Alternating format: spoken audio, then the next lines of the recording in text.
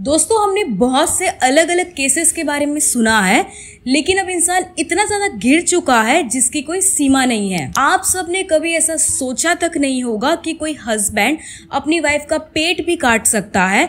शायद ये सुनकर आप सबको थोड़ा अजीब लग रहा होगा, लेकिन ऐसा सच में हुआ है। किसी को एक सुई भी चुभ जाए तब भी इतना दर्द होता है। सोचो उस औरत का जब पेट काटा होगा तब उसे कितना दर्द हुआ होगा। उस आदमी ने अपनी वाइफ का पेट काटने के पीछे का जो रीजन बताया था, उसे सुनकर सब शॉक हो गए थे कि कोई इतना भी पागल कैसे हो सकता है। तो आज हम इसी खतरनाक केस के बारे में बात करेंगे। तो नमस्कार दोस्तों, मेरा नाम है पूजा राजपुरोहित और आप देख रहे हैं आखिरी सच। और आज इस वीडियो में हम पूरी डिटेल में बात करेंगे the case of UP man cuts pregnant wife's बेली।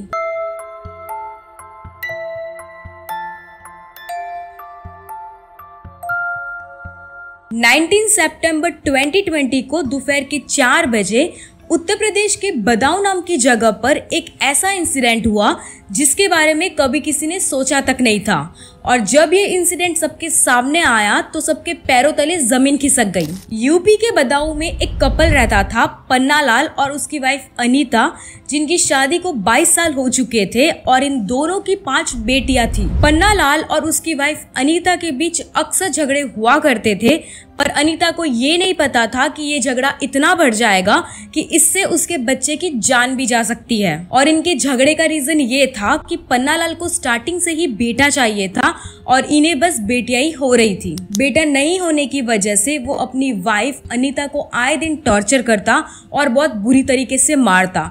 इतना ही नहीं, वो अपनी 5 बेटियों को भी बहुत टॉर्चर करता और उन्हें भी बहुत बुरी तरीके से मारता। पन्ना लाल को अनीता के घर वालों ने बहुत समझाया, लेकिन वो किसी की भी नहीं सुनता था और वो अनीता को और उसकी 5 बेटियों को बहुत ज्यादा टॉर्चर करता था। अब 6th टाइम जब अनीता प्रेग्नेंट हुई तो उसका पति पन्ना लाल उसे धमकियां देता था कि अगर इस बार भी लड़की पैदा हुई तो वो दूसरी शादी कर देगा। अब वो दिन आया जो अनीता कभी भूल ही नहीं पाएगी।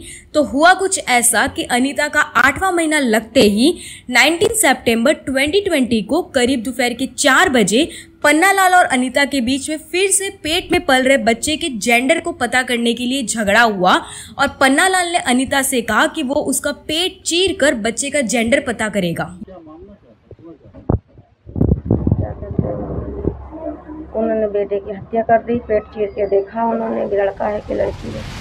ये सोचकर ही मेरी तो रूह कांप गई कि बेचारी अनीता पर क्या गुजरी होगी, लेकिन उस हैवान को बिल्कुल भी उसकी पत्नी पर दया नहीं आई। अनीता ने उसके पति को बहुत रोकने की कोशिश की और वहां से भागने लगी, लेकिन वो रुका नहीं और अनीता को पकड़ लिया और फिर चाकू निकालकर अपनी 8 महीने की प्रेग्नेंट वाइफ का पेट चीर दिया। इसके बाद अनीता अपनी जान बचाने के लिए घर से बाहर भागी और चिल्लाने लगी और अनीता की आवाज सुनते ही आस पड़ोस के लोग इकट्ठे हो गए और इस बात की खबर अनीता के भाई को मिली, जो वही आसपास की दुकान पर काम करता था। मेरी बहन के साथ घटना हुई, पेट फाड़ के उसका बच्चा देखा गया। 5 लड़कियां उनके पास। अपनी बहन की चिल्लाने की आवाज सुनते ही वो तुरंत भागकर आया और पास के हॉस्पिटल में लेकर गया।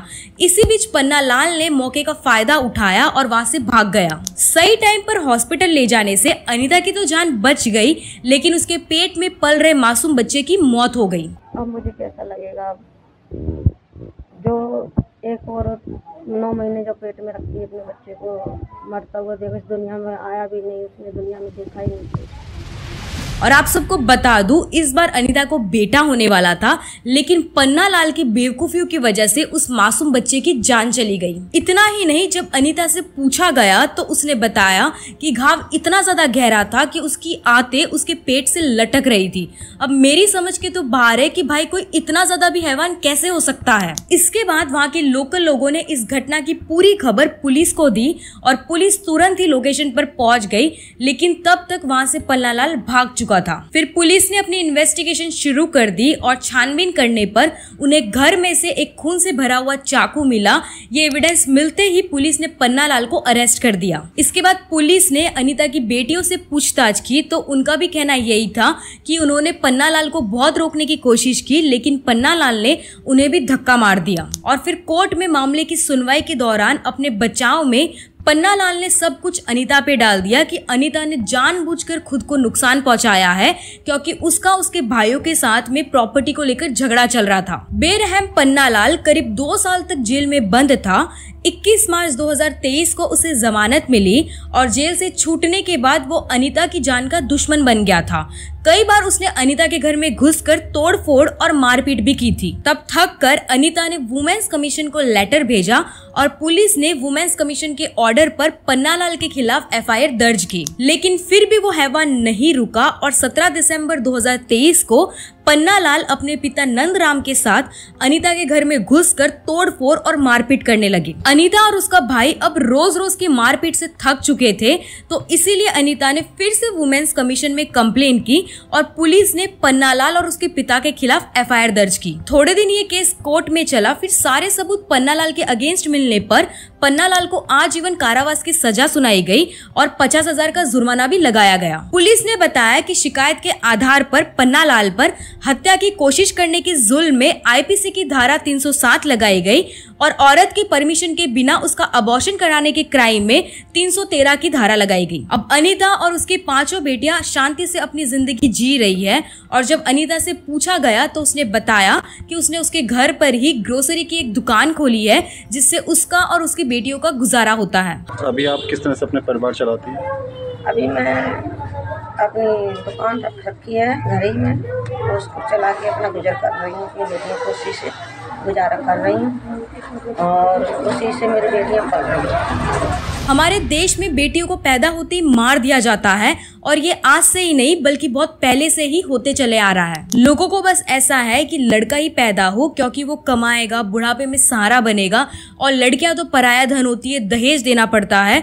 तो ऐसी सोच की वजह से लड़कियों को पैदा होते ही मार दिया जाता है। हमारे प्राइम मिनिस्टर नरेंद्र मोदी जी ने भी लोगों को सलाह दी थी कि बेटों की चाहत में ना रहे और लड़कों की चाह में लड़कियों की हत्या ना करे। और हमारे प्रधानमंत्री ने लड़कियों को बचाने के लिए बेटी बचाओ बेटी पढ़ाओ का अभियान भी शुरू किया था। पर फिर भी लोगों के मन में जो बेटों को लेकर मोह है वो कम नहीं हो पाया और जो बेटियों को सम्मान मिलना चाहिए वो सम्मान आज भी नहीं मिल रहा है। अब आप सबका इस तरह के केसेस के बारे में क्या कहना है मुझे कमेंट करके जरूर बताइएगा। बाकी आप सबको कोई रियल इंसिडेंट शेयर करना हो तो आप मुझे कमेंट कर सकते हो। बाकी मिलते हैं नेक्स्ट वीडियो में, तब तक के लिए tata bye bye, Radhe Radhe.